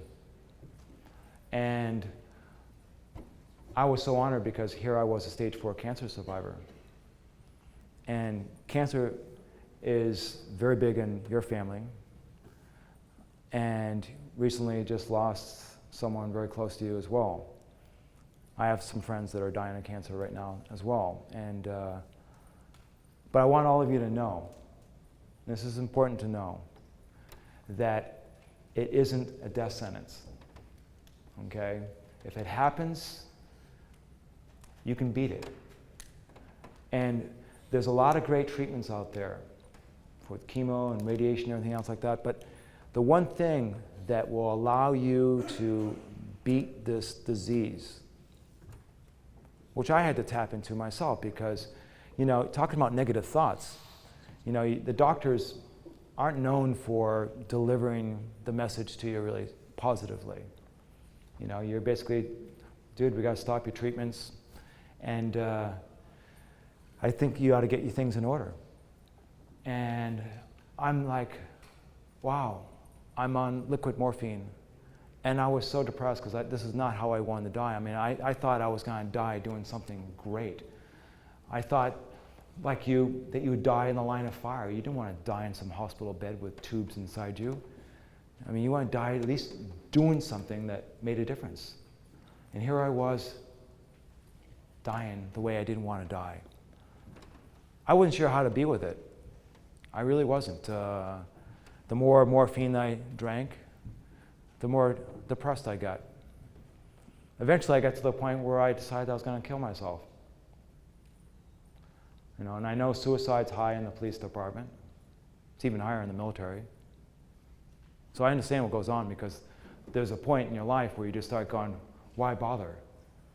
If this is it, why? Well, it was at that moment that I'm on the Golden Gate Bridge. And I was waiting for the stroke of midnight. I've always been kind of symbolic of just wanting things to just be symbolic in its own way. And I remember hearing the chime, and I'm drinking the liquid morphine, the last of it, and I'm hanging on to the cable, and I'm standing on the rail, and I'm like looking out at the city, and I just let go. And I remember at that moment, this whoosh, this light shot across and hit me, seriously, just hit me. And I landed on my back on the sidewalk. I don't know how long I was laying there for, but when I came to, and I remember rolling over and just going, oh my God, I just hit the pavement, just landing full on my back. I realized right then that the cancer was gone. I mean, don't ask me how I knew. I don't know how I knew. I just knew without a shadow of doubt the cancer was gone. And I remember the following day I went to the hospital and I said, the cancer's gone. And they said, Mr. Goodwin, that's not possible. We showed that the cancer had metastasized and was spreading through your body. How could you possibly be gone? And so they did a check and they re-scanned me. And to they just couldn't believe it. The cancer was gone. The point that I'm trying to make is, I thought my story was unique. In some ways it is.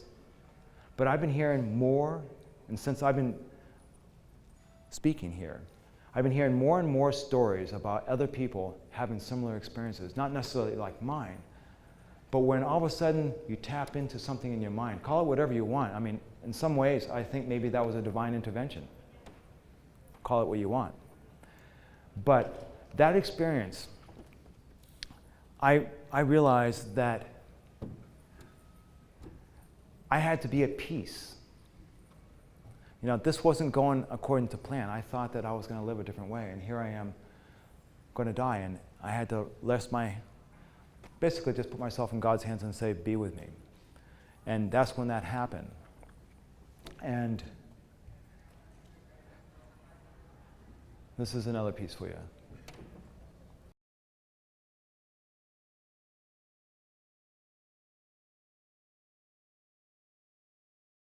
In March March of 2000, 15 years after he survived the last of his daredevil days, 44-year-old Dan Goodwin was diagnosed with colon cancer. The cancer was advanced, and his doctor wasted no time. He didn't perform a biopsy. He actually went up there and removed what turned out to be a tumor inside my lower colon tract. That devastated me. That absolutely devastated me. Danny was really pissed off that he got colon cancer. He thought, why me? I eat the best foods. I am always doing physical things, and I'm always in the best tip-top physical shape. Danny had done all these dangerous things, put his life in harm's way so many, many, many times. You know, I thought that's the way it was going to go. But then when I found out about the cancer bit, you know, that was a tremendous shock. Dan underwent a grueling regimen of chemotherapy and radiation. I was determined to live.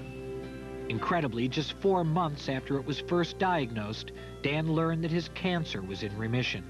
I still live in fear. I am fearful of the cancer coming back.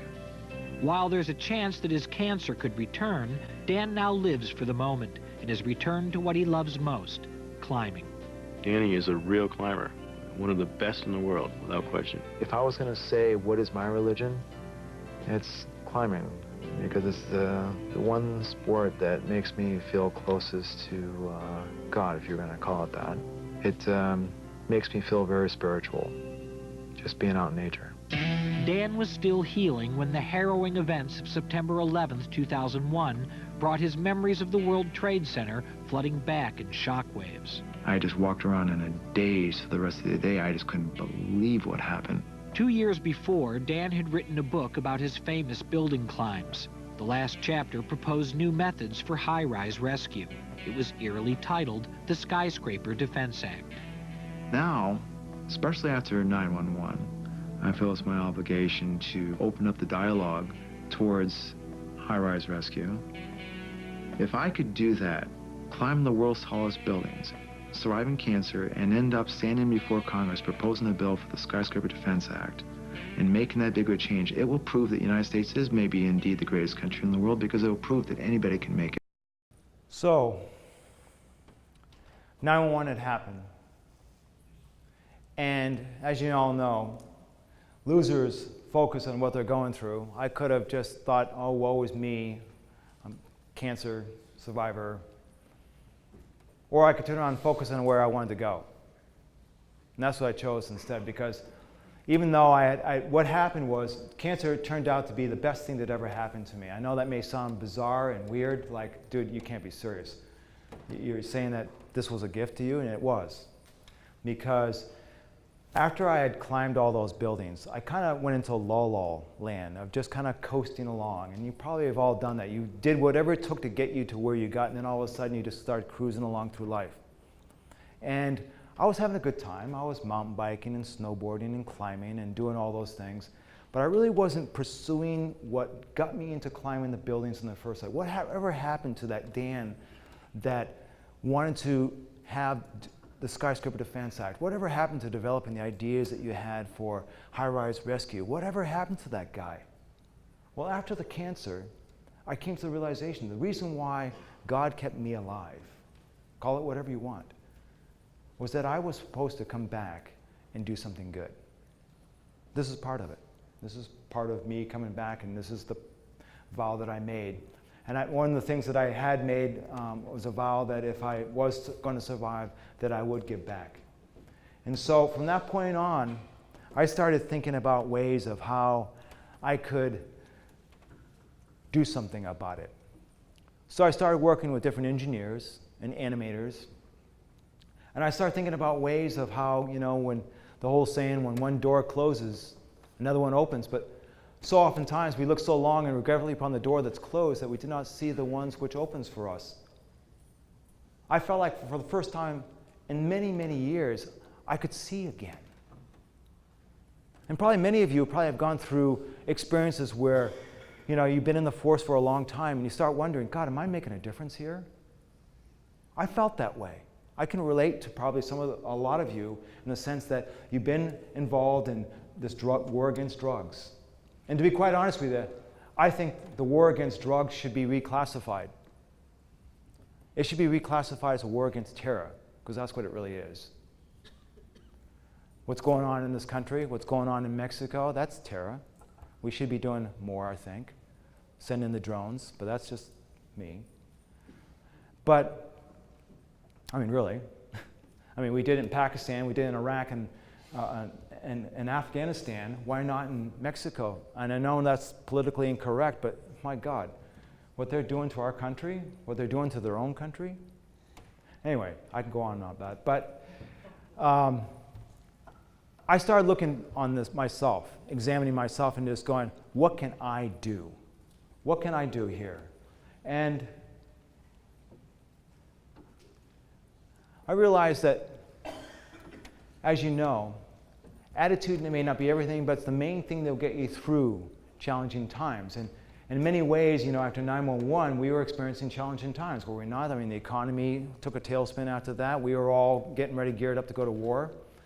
And I felt like, well, what can I do? I'm too old to go into the military. No one's going to take me. But I could serve my country in another way. So I teamed up with these people, and I created this based on what you're going to see. My book agent said to me after 9/11, when he looked at the book, he goes, my God, this is an incredible book. You got to do something with this, but you really need to rewrite this whole last part here. It needs to be a book on itself. And he said, I want you to look at 9/11 through a different eyes. You get all these conspiracy theories about what happened, you know, explosives and all that. I didn't want to go there with all that. I mean, let them figure that out. I wanted to look at it from a completely different perspective. One, was it possible for us to put out the fires? I know that you look at it and you just go, no way on earth could we have put out the fires, but really when you see this next thing I'm going to show you, you may think differently. Two, if we could have put out the fires, was it possible for us to have rescued the people that were trapped above? I mean, over 2,000 people were trapped above. No way to get out. The roof doors were all locked. No helicopters coming to the rescue. In fact, New York City does not even own one helicopter. That's largely due to after 93, when the bombing happened. I'll just give you guys a little education here. In 1993, when World Trade Center was bombed, the New York Police Department had a few helicopters, and they were rescuing people off the roof. In fact, they rescued almost 1,000 people off the roof. They were the heroes. The fire department, on the other hand, were using the old school method that they've used for the last 100 years. The fire pull up with the fire trucks, charge into the building, can't go up the elevators because, it's all full of smoke, so you can't use the elevators. Now they got to charge up the stairs with their air oxygen tanks. And they were only like 20, 30 floors up by the time the police department was already up there rescuing all the people, and the fire department got pissed off. They felt that the police department had grandstanded them. Just look it up, it's all on the web there.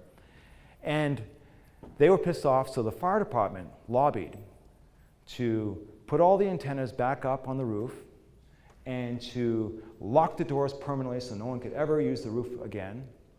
And they took the money that the US government gave them, and instead of doing what I had recommended, which was, I thought, okay, well, why don't you guys going about this all wrong?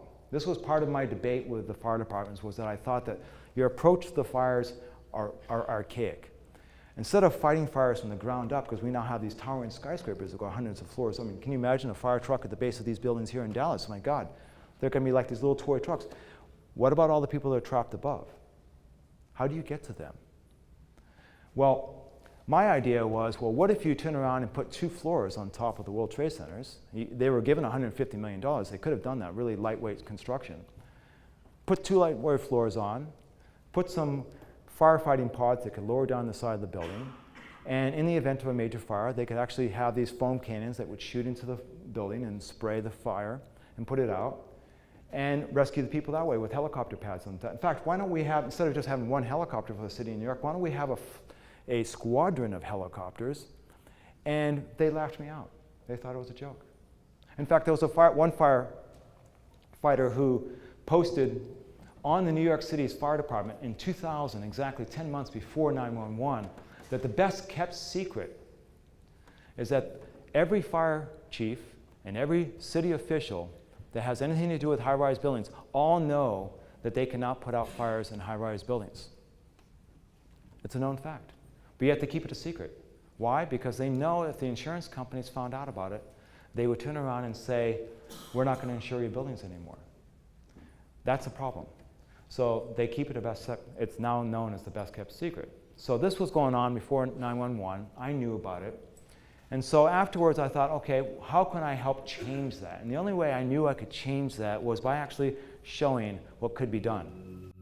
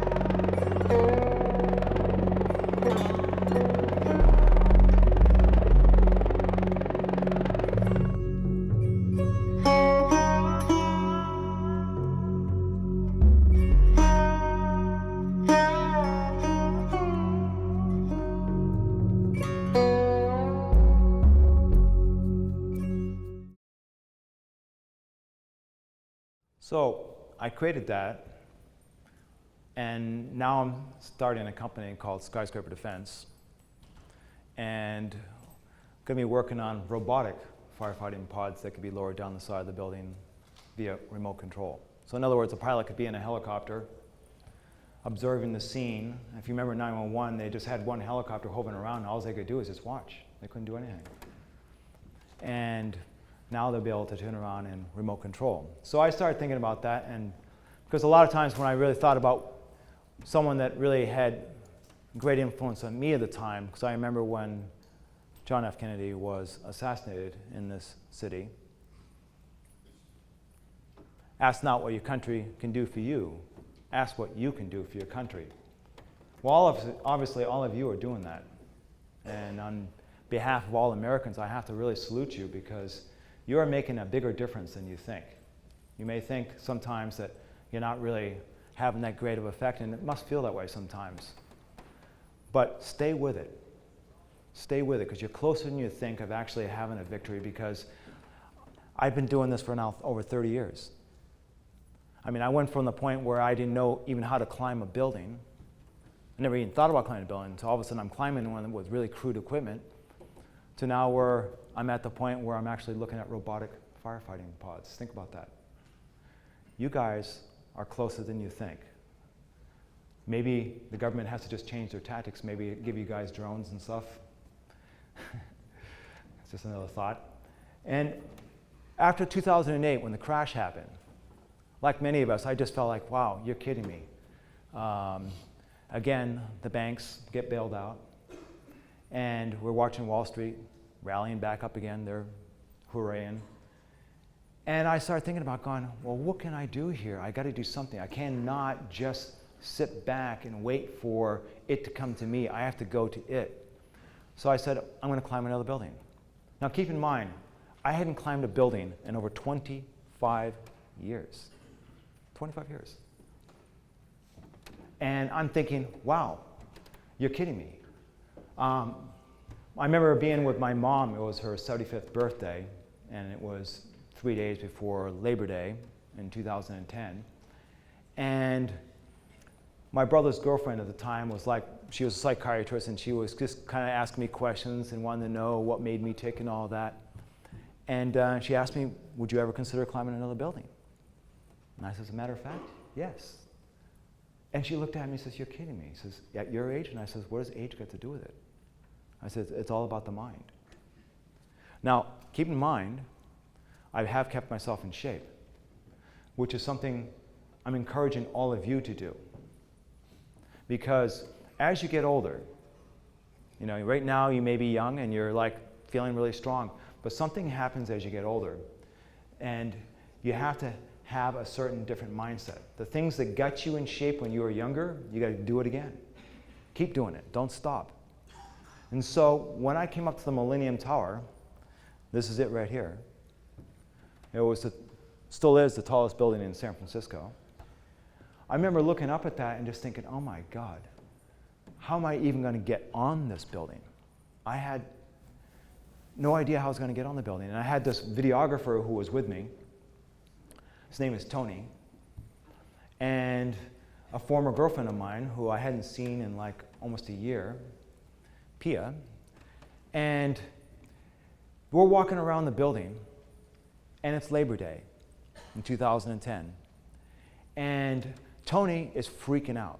He's just going into panic mode, and I could just see it on him. He's just not sure exactly how to be with it because he's looking around and he doesn't even know how I'm going to get on the building. He's seeing all these security cameras everywhere, and I find him back to the parking lot, and I say, "Hey, Tony, what's going on?"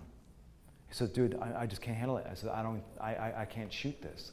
And I said, "That's okay, I get it. I think maybe you should just take my car." So I gave him the keys to my car, and I watched Tony drive away. Now, Tony's driving away with my car. I'm standing in this parking lot looking up at the Millennium Tower. And imagine the thoughts that are going through my mind. I'm starting to wonder, maybe Tony's picking up on something that I'm not picking up on.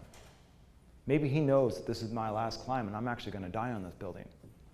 Wow, that's a creepy thought. And I wasn't really sure what to do. I'm like going, wow. So I'm walking along the street, and I remember stopping, and Pia turns to me and goes, "Are you getting an opening or a closing?" Now, we all have the gut intuition. We all have that gut feeling sometimes. Now, one thing I have learned, I'm old enough to look back on it, every time I've had that gut feeling, that deep feeling inside that something wasn't quite right, think back on it. You were right every single time. Your gut feeling is your only warning system that you may ever get. Now, you may be on the verge of kicking down a door, okay? And if all of a sudden everything inside you is saying, whoa, whoa, whoa, whoa, whoa, wait, listen to that. Don't ignore a warning that you get like that. Because what if that door is booby-trapped? What if there's a guy on the other side already got a shotgun aimed at you and he's ready to blow you away? Pay attention to it. Because I pay attention to that, and I stood there and I remember there's one way you can always test your gut feeling, okay? And it's one of the things that I've really worked on and developing. If you turn around and just take a nice deep breath and just focus, and you ask the question, should I do this or shouldn't I do this? And if all of a sudden you find yourself having a hard time breathing and a tightening in your chest and your stomach is just starting to churn, that's a no. Don't ignore it. But if all of a sudden you get this feeling of just whoosh, this feeling like you're getting breathing and you find yourself, your attitude is just changing, and all of a sudden you get an opening where all of a sudden you're going like, no, I'm ready to go for it. That's an opening. It's all systems go. So I was listening to that. But at the same time, I had to deal with the thoughts. I kept thinking about Tony. God, you know, it's like, what if he's, I kept battling that. My gut feeling was telling me that I was onto something, that I was right, to go for it. But at the same time, I was wondering, could I be wrong? And I had to like just let him go, let him go, let him go, just let him die. They aren't really my thoughts. There's his thoughts, they're not my thoughts. And so, thoughts to dissolve, relax your mind. Your consciousness has awakened. There is no past. There is no future. There is only now. I sat at the base of the Millennium Tower for about 20 minutes. I had to pick the right timing. And I remember just sitting there trying to get myself in the right place because I hadn't climbed in 25 years. And I'm looking up at this building, and I'm like going, oh my God, I'm getting ready to go for it. And this Asian guy comes out, and he's on his cell phone, and he's pacing back and forth right in front of me, right where I want to get on the building. And there's limousines pulling up. People like Joe Montana live in this building, so they're coming in and out. And the doorman is opening the door, and I was like waiting for this time, and I just kept doing almost like an Obi-Wan Kenobi thing, where I was like just thinking the thought, you know, you really want to go inside. It's much cooler inside. You don't really want to be outside here. And I remember him looking at me, and there was this moment of like, he almost picked up my thoughts, and he turned around and walked inside. He did his number and walked inside, and the moment he did, I jumped on the building. A week ago on Labor Day, there was a guy climbing the Millennium Tower. Remember Brett Burkhart running in here going, there's a guy climbing the Millennium Tower. Going, what the hell? And it was an interesting story that day, but people do this sort of thing from time to time. In fact, this very man does this thing from time to time. And my first reaction was, well, a nice little feature for that day while it's happening. As I read about Dan Goodwin, the story got far, far more fascinating than just that climb. When he talked about the World Trade Center, which he climbed and had involvement in trying to come up with a defense plan for, a rescue plan for, in case people got trapped in the upper stories. When he talked about recovering from stage 4 cancer, in the news in the past week, of course, because of Michael Douglas. When Michael Douglas was on the David Letterman show and said he had stage 4 cancer, you could hear gasps from the audience, from people who knew what stage 4 meant. And on, I thought, this is a far more interesting story than that one day. Dan Goodwin, or Skyscraper Man, as you're called, or Spider Dan, welcome to KGL. How are you? Thank you very much. Let me ask you first, what the hell? I mean, seriously. You know, it was one of those things where I had been working on this book for a while. And a lot of people, you know, since 911, I actually had a book with my agent in New York on the day of 911. And he gives me a call and he says, you know, why didn't you tell me about the last chapter? And the last chapter was titled the Skyscraper Defense Act. And in that proposed a new department within Homeland Security, and it'd be called the Skyscraper Defense Department. And it would create within each city a special unit that would be the elite of the elite team that would be specifically trained and equipped to fight fires and rescue people in towering skyscrapers. And, you know, he goes, God, I wish we knew about this beforehand. I said, well, you know, I've been talking about this for years, and now that 911's happened, you know, he looked at me and goes, yeah, now that 911 happened, he says, you know, you're going to really have to redirect this book a little bit. He says, your story is great, but this could potentially be much greater. And I said, well, what do you got in mind? He said, well, I'd focus on 3 things. 1, you know, just look at it from your eyes, your perspective. Was it possible for us to put out the fires? Yeah. Just that one thing alone.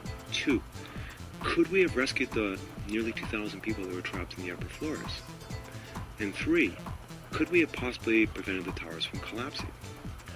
So I was like thinking about it. I remember leaving his office and I'm going, God, it's like, that's a pretty big task to think about that. And that began a quest for reading every single thing I get my hands on from then on. You know, specifically, and we're going to get to the Millennium Tower and everything you did last week. Also want to get to the whole cancer story. Actually, there's a million things to talk to you about. As I said, as I looked into you, this became a far more fascinating story. You climbed the World Trade Center in, what, 83? Back in 1983, and I, you know, after I climbed it, I told, you know, a bunch of people, I said, you know, you mark my word, someday, you know, terrorists are going to strike, and we're not going to have any plan whatsoever to be able to fight a fire or rescue these people trapped in any one of these buildings here. Fly the flag. Fly the American flag.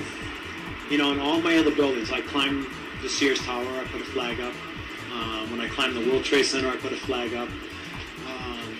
I put a flag in every one of them. And my dad is a veteran from the Korean War, and it's also my way of, I don't know, being patriotic. You know, it's like I think America, you know, I love this country. You know? And how did you do it today? I mean, release suction cups, and did you have any sort of backup plan? And well, I would say the best backup plan was my mind. You know, because you know, so oftentimes, you know, we're ruled by fear. You know, fear of failure, fear of even trying something.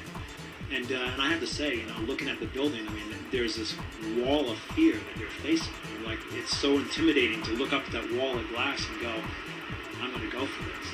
And I needed to conquer it myself. And in doing so, I felt like I was doing it for all the cancer survivors out there. All the people who are fighting for cancer, I wanted to be the rallying call. It's just like, this is it. After that, there was another trial. And it was a big one in San Francisco. And the city wanted to just drop this and brush it under the rug. They didn't want any trial whatsoever. They just wanted to let me go and just say, don't come back. I said, no, I want a trial. I want to expose the best kept secret. So the best kept secret, as I just shared with you, is that they all know that they can't fight fires and rescue people on upper floors of a building. And they don't want anyone to know about that because they're fearful that if that got out, that what would happen is the insurance companies would no longer cover the buildings, and then there would be a mass exodus of all these high-rise buildings and all this loss of revenue from all the cities. And I get it. They're concerned of what it could actually open, this can of worms. However, one thing that did come out in the trial was the fire chief admitted that when they went to the top to greet me, they couldn't get to the top. That they couldn't get to the top because the roof doors were, guess what? Bolted shut. Just like 911. Nothing had been learned. Still the same protocol all across the country. Go to the top of these high-rise buildings, you'll find out that the doors are locked. So that was what came out. They actually, it took them over an hour to get the doors open. They had to have some special locksmith come, and they actually had to use special bolt cutting torches to open the door because no one had the key. They didn't even know how to open the door. So that came out in the trial. And after that, I started realizing, you know, I feel like I'm fighting this battle here. And I realized that if I really wanted to have more in my life, I wanted to actually achieve the things that I wanted to achieve, I personally had to become more. We were talking about that last night. And, you know, I remember talking to this yogi about a month ago. He was having some relationship problems. Not with one gal, but with 3 different women. And I said to him, what are you thinking? He says, if you can't handle one, why are you with 3? And it didn't make sense to him. And I said, dude, if you want more, you got to become more. And he looked at me and said, what do you mean I got to become more? And I says, think about it. You just need to become even a better person. And the moment you become a better person, the right person is going to come into your life and everything is just going to be magical. Just watch. Well, since then, it happened so quick, he couldn't believe how quickly it happened, but within 2 or 3 weeks of him actually taking it on, he ended up with this wonderful woman that actually I think is going to work out for him. But I started thinking about that, of what could I do differently? And I started realizing that I had to become the change that I wanted to see in the world, because when you really think about it, each and every one of us, I know you want to make a difference in the world. And you want to go out there and you want to fight this war against drugs. It's a courageous war, and it's a worthy war, I'm telling you that. We're grateful for you. But if you really want to make a difference, you each have to become more and be the change, because everything that you see in the world becomes a mirror reflection of you in one form or another. And so the more we can change ourselves, the more we're going to find out that our world's going to change. And I'm going to close it out with this video here, just to think about it.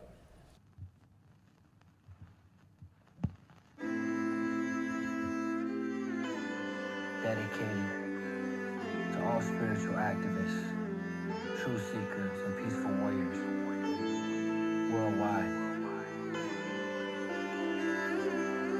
I regard myself as a soldier, though a soldier of peace. Once upon a time, not long ago, there was a boy who would grow and become a great soul. He lived in India, and his name was Gandhi. He believed in human rights, and he fought for equality. He felt so strongly that he trained himself, cause he realized first he'd have to change himself. He changed his clothes and decided to walk. Some days he practiced silence and refused to talk. When he was young, he studied to be a lawyer, and then he became a great spiritual warrior. He read from the scriptures of every religion and came to the realization that we're all God's children. Because he understood that we're all equal, he became a spokesman for the people. A karma yogi devoted to service, to spread truth and peace was his purpose. You gotta be the change that you wanna see in the world, just like Gandhi. Be the change that you wanna see in the world, just like Gandhi. Just like Gandhi.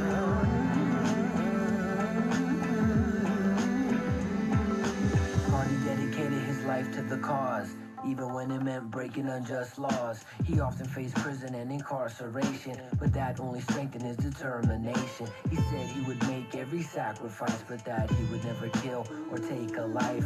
He used his heart instead of his fist, and he taught non-violence as the way to resist. A peaceful soldier who used his mind to fight for the rights of humankind, but not just people, animals too. In his basic teaching, God is truth. He joined Muslims, Sikhs, and Hindus, Christians, Buddhists, Jains, and Jews. All the many paths that lead into the light that shines bright inside of me and you. You gotta be the change that you wanna see in the world, the change, just like Gandhi. Be the change that you wanna see in the world, just like Gandhi. Be the change that you wanna see in the world, the change, just like Gandhi.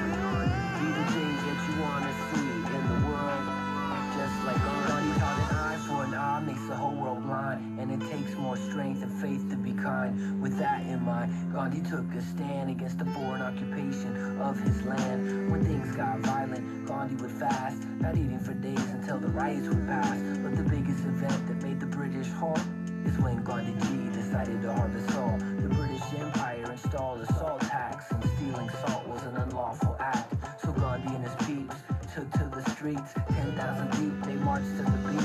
But when they arrived, they were beaten with clubs, but they didn't fight back, instead they chose love. The foreign military realized they were wrong and eventually decided to go back home. You see, Gandhi G was a very great leader, but before all that, he was shy and meager. As a young child, he was just like you and me, before he became Mahatma Gandhi. The word Mahatma, it means great soul, and it's inside of us just waiting to unfold. If you follow your heart and act real bold, next time it'll be your story that's told. You gotta be the change that you wanna see in the world, the change, just like Gandhi. Be the change that you wanna see in the world, just like Gandhi. Be the change that you wanna see in the world, the change, just like Gandhi. Be the change that you wanna see in the world, just like Gandhi. Be the change that you wanna see in the world, the change, just like Gandhi. Be the change that you wanna see in the world, just like Gandhi.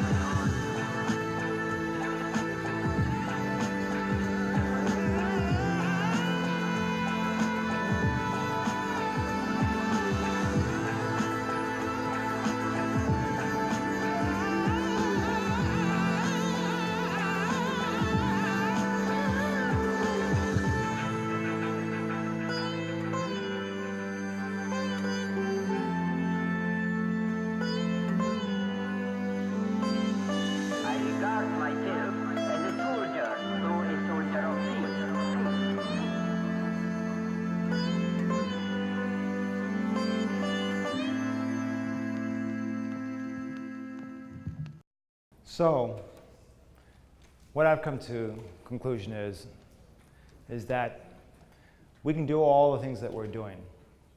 Oftentimes, we have to do the things we got to do, whether or not it is violence. Sometimes we do have to go to war. Sometimes you have to pull the trigger.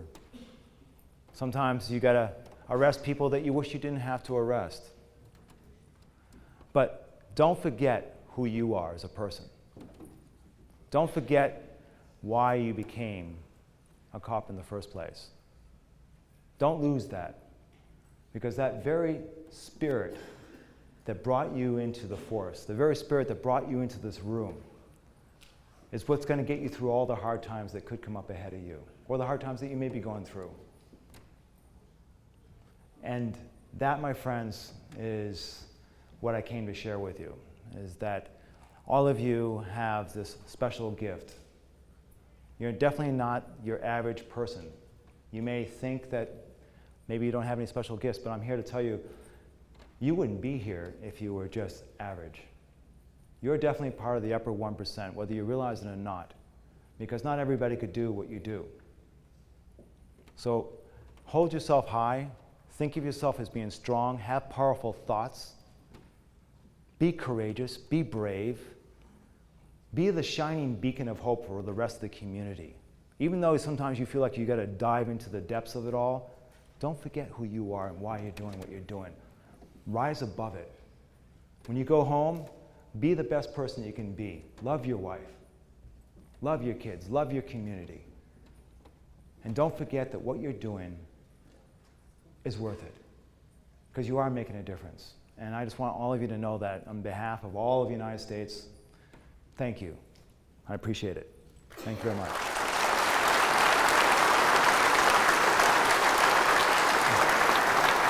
Thank you.